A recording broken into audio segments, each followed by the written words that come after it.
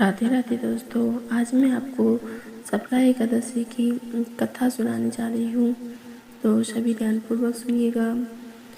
तो श्री युधिष्ठिर जी बोले, हे भगवान, पौष मास के दिन श्री कृष्ण पक्ष की एकादशी का क्या नाम है और इस दिन किस भगवान की पूजा की जाती है? तो कृपया करके आप मुझे इसकी व्रत कथा सुनाइए और इस व्रत करने से क्या लाभ होता है वह भी बताइए। तो श्री कृष्ण जी बोले, हे युधिष्ठिर, आपने बहुत ही अच्छा प्रश्न किया है।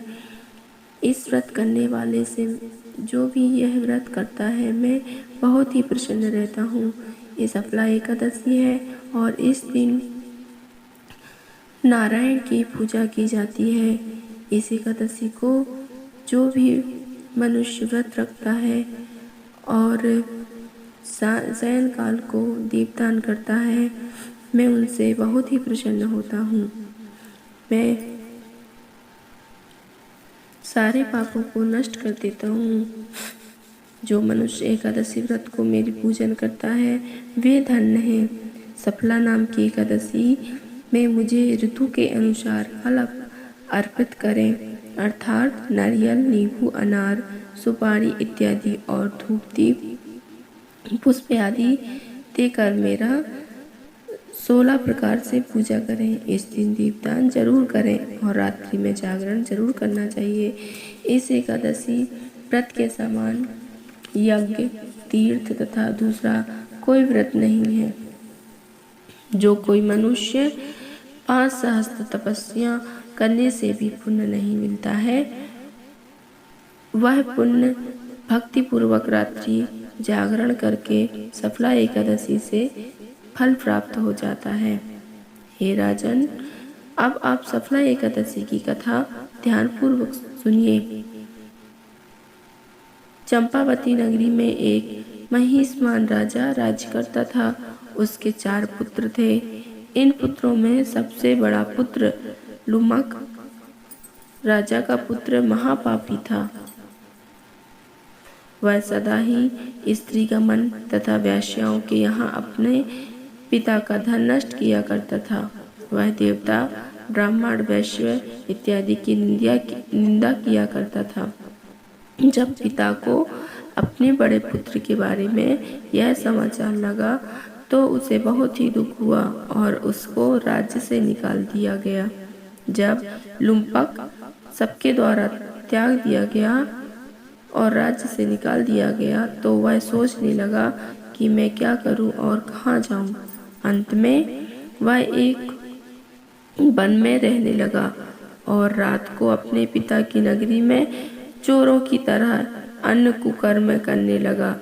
जिस वन में वह रहता था वह वन भगवान को अत्यंत प्रिय था। उस वन में एक बहुत पुराना पीपल का वृक्ष था।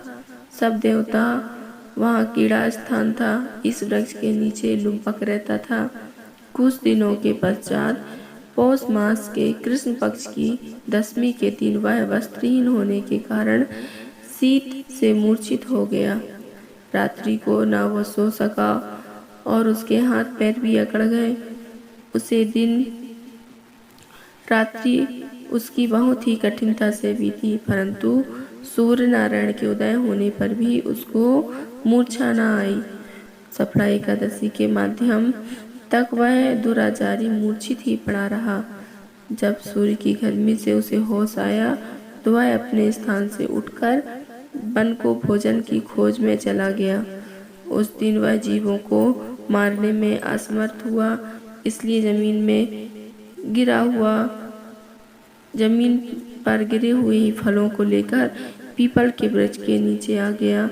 जब सूर्य भगवान अस्ताचल को प्रस्थान कर गए तब फलों को पीपल की जड़ों के पास रखकर कहने लगा, हे भगवान, इन फलों से आप ही तृप्त हो गए। ऐसा कहकर वह रोने लगा और रात्रि को उसे नींद न आई। इस महापापी के व्रत तथा रात्रि जागरण से भगवान अत्यंत ही प्रसन्न हुए। उसके समस्त पाप नष्ट हो गए। प्रातः काल ही एक दिव्य घोड़ा अनेकों सुंदर वस्तुओं से सजा उसके सामने आकर खड़ा हो गया। और आकाशवाणी हुई कि हे राजपुत्र, भगवान नारायण के प्रभाव से तेरे समस्त पाप नष्ट हो गए हैं। अब तू अपने पिता के पास जाकर राज्य प्राप्त कर सकता है। लुम्पक ने जब ऐसी आकाशवाणी सुनी तो वह अत्यंत प्रसन्न हुआ और भगवान आपकी जय हो, आपकी जय हो ऐसा कहने लगा। ऐसा कहता हुआ सुंदर वस्त्रों को धारण करके अपने पिता के पास गया। उसने संपूर्ण कथा सुनाई और पिता ने अपने राजभार सौंपकर वन का रास्ता ले लिया। अब लुम्पक शास्त्र अनुसार राज्य करने लगा। उसके स्त्री, पुत्र इत्यादि भी परम भक्त बन गए। वृद्धावस्था आने पर वह अपने पुत्र को राजगद्दी देकर भगवान का भजन करने लगा।